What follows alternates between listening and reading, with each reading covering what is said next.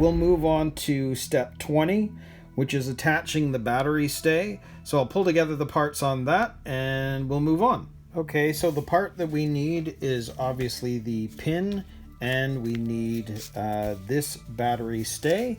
So I've also connected the motors, so it's yellow to yellow, green to blue, and I've put them inside the shocks rather than out. Their diagram shows the opposite, and I'm not entirely sure I would want that, but we'll, if it doesn't work, we'll see. But I'd rather have it that way, and then the body kind of hides all of that and they're out of the way completely. In terms of the battery, I have this one, which you're just going to slide right into there. And then this is the battery stay, and you can see that there is a notch on this for that pin that we put in earlier. So we're going to take that, slide it in, and lock that into there. And you see it pretty much is in. It's not gonna move, but they want you to lock it in completely with the pin. So we'll take that pin, put it in to the hole, push through, and now that pin is locking everything in. So that battery stay can't move, so the battery is now completely held in. So what we'll now do is move on to 21 and 22 and get those tires installed. Okay, so for step 21, I always love doing this. I love this part, putting the wheels on. We need to put the bearings on and then install them onto the front axle. So if we take one of the bearings, push that in, you can see it there. Got the other one, put it in there. Whoop. And they're kind of a loose fit. Sometimes they can be a lot tighter. Then we're going to take one tire, put it in the hole, and then grab one of our screws or our nuts and screw that in. And I'll use the wrench in a minute, but I want to just get these tires on first. So same thing again with the other one. We'll put one bearing in there, a little tighter fit, one bearing in there, and slide that through. And again, another one of the nuts.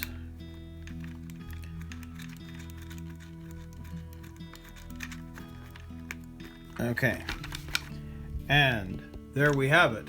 So I'll just tighten those up with the wrench, and then we'll move on to step 22 and attach the rear tires. Okay, so they're on, fully tightened. There we go. And again, I suppose another point is, remember the direction. The chevrons should be facing that way forward. Okay, so that part is done. We will now move on to the rear, which now we need the hex pieces. And I'll pull those things together and then we'll install them. Okay, so for the rear tires, we've got these hex wheel hubs. So they're gonna go in that way so that you can see the grooves on the inside. Those are what are gonna drive this car. You need them facing out. So we're gonna put the other side into the hub itself so it's in the right spot. We are going to put on our last two bearings for this part. So we're going to put the bearing in there, pop that in, and it shows you the grease. Same thing with the front. I'm not going to do that because these are not the plastic bearings. These are the real ball bearings, and we just slide that on.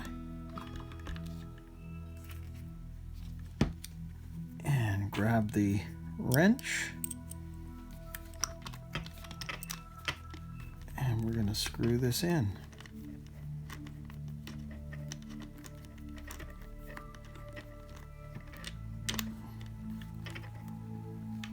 Okay, simple as that. So that's on. I'll just go ahead and do the other one because it's the repeat of this, very simple, and then we'll come back and take a look. Okay, all 4 tires are on. So there it is. There is the finished Mad Bull up to this point. So the only thing left to do now is to work on the driver figure and the body. And then of course put in all the stickers. Now what I'm going to do is I'm going to do a slight variation on the paint job. So it's not going to be 100% stock. I am going to paint this metallic black rather than just the deep gloss black. So I've got to get some black paint the whole thing, and then do a metallic finish with it. So I'll paint the driver and that. So we are now finished with step 22. The car is done. It's going to be such an interesting drive. And we are going to move on to that step 23, which is the body assembly. So here's the body for the Mad Bull. And you can see the one interesting thing is you see that, I don't know if you can see the mold line right there. You can see that sort of jagged line. That's because this technically is a Grasshopper 2 body, but they've had to make, add on this additional piece right here because it's got to make room for the front shock towers on the car itself. So essentially this is a Grasshopper 2 body, but they've had to make a modification and just change the front end. So you can see there's a mold line. Of course, once we've got this all painted up, we should be able to get rid of that.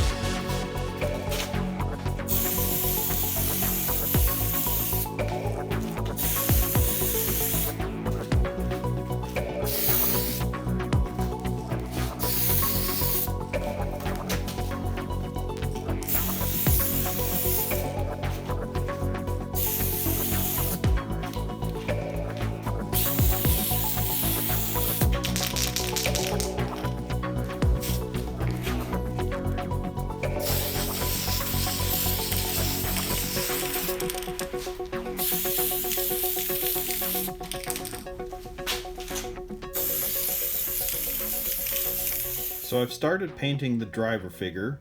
You can't see the white paint really, it's kind of molded in the same color more or less. And then I'm going to do the helmet in yellow, and then there'll be a black bottom to the helmet, and then of course the inside I'll have black as well as face tones, and I'm going to try and put some little pupils in the eyes there. But here is the finished painted body. This has been drying overnight, and I am really happy with how this turned out. I don't know if you can see that, but all the metal flecks in the paint. So 5 coats of the TS-29 semi-gloss black, and then I did 2 coats of the metallic black. Now the interesting thing is you can still see the mold line. I'm just gonna leave it. I don't know how I might get that out. I guess I could have sanded it down, but it's kind of too late now. I've done it this way. So that I think looks super cool. So I'll also get all the decals ready so we can sort of be painting and decaling at the same time. So let me just open these decals.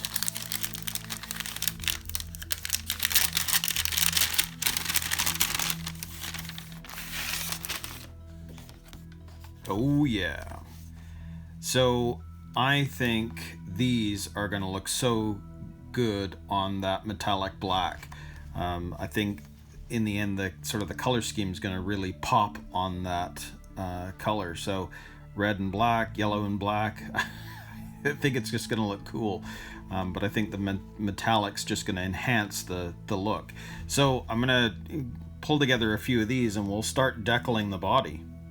So for step 24, they're actually showing you how to do the stickers, and a lot of the manuals don't do that, but as this is what I would consider to be a beginner model, it does.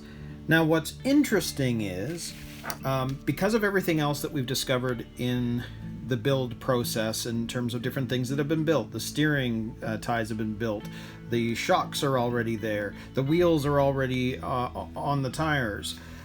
So I was kind of expecting that the decals would be pre-cut, and if you go here to the grasshopper build, you'll see when I was doing that I was cutting them out and then discovered that they'd already pre-cut them, which makes sense. It's a beginner car. So I think it's kind of interesting that everywhere along in this build everything seemed to be easier, being a beginner kit. But when it comes to the stickers, they are all things that you have to cut out yourself, and it's quite extensive in terms of like how the cut job has to be. It's pretty finicky. Like, this has to be put on exactly where it needs to be in order to fit the entire bodywork. If you make one error, like even up here, I'm very close. So it's got to be pretty flat along the bottom edge to make sure that it fits all the way along. So I just think it's interesting.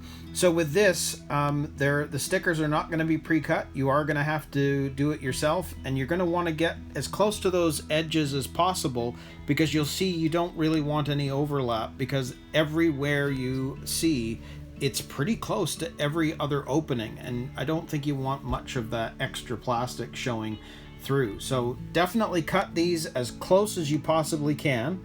I'll just continue decaling here. I mean, I'm loving the look of this. I think this looks so sharp, and I'm loving this metallic black. So I think this is going to look really sharp when it's finished. Okay, so all of the stickers are now on. This really looks cool. I'm loving this, and I'm loving the black paint. You can see more of the fleck there. I screwed up a little bit maybe here. Just the way that this is shaped, this all has to fold down onto a bottom layer, and on this side I did it the right way. On this side I made a cut, and then I was going to push it to bend it, but I really should have just cut the edges and then it bent down. So instead it's kind of on as 2 levels. It's all right. It won't make much of a difference. I just think I would have preferred it the other way. But as a whole, I'm happy with the look of that body.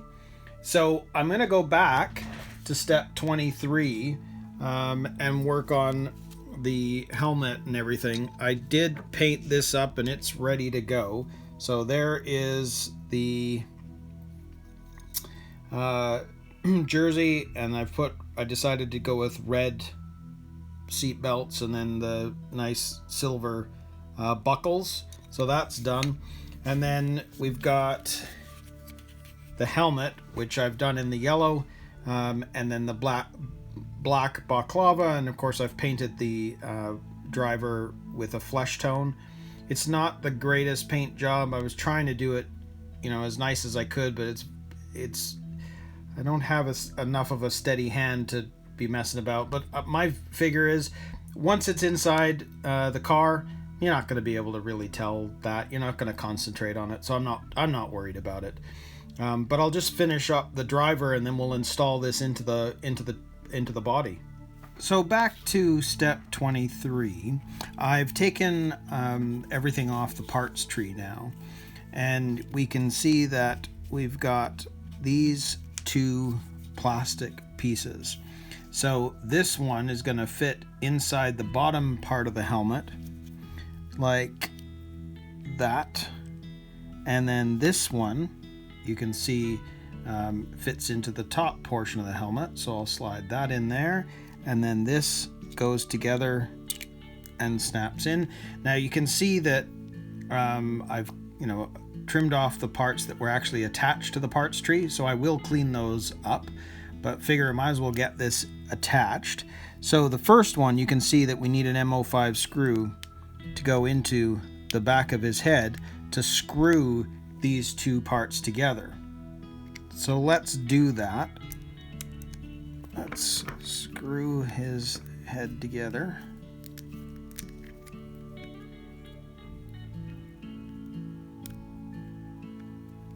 And we're going to do the same thing again, but up from the bottom. So we'll stick another M05 screw up there.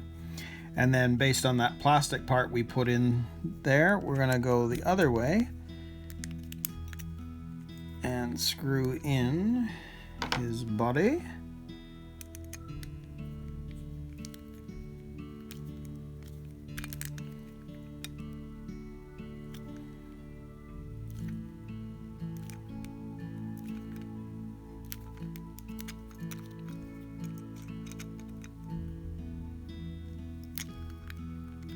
And eventually it's going to look like that. And I don't know, I'm going to figure out, I'm probably obviously going to keep his head straight and then clean up the paint job a bit.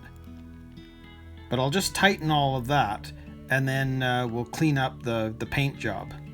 Okay, so I have now attached it, tightened up all the screws, and I've done a bit of touch up on the paint on both sides. So we just need to put in some pupils for this guy. So I'll do that quickly, and then we will attach this to the top of the car. So there we go. I've given Barfin Berry a couple of pupils, so it doesn't look too bad. Or we'll now attach it to the car. So what we need to do is grab one of those M05 screws, pop it through the roof, and grab Barfin Berry from the bottom, stick that into his head.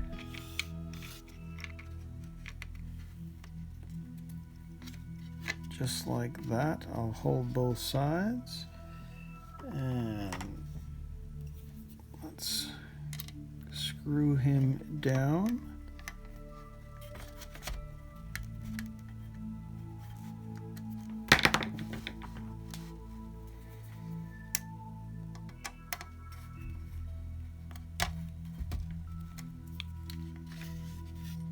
Well, might have to do this off camera.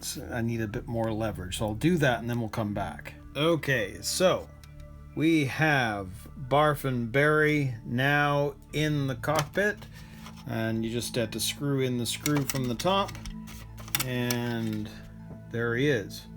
So we can move on to step 25, which is attaching the body. Super simple now. We're just going to grab a couple of those pins and put them on. So I will grab the car, and let's grab the body, and then it's just a matter of putting the pins in, which super simple, as I said. There's one, and then one on the front. There we go. That is on. So there is the finished Tamiya Mad Bull.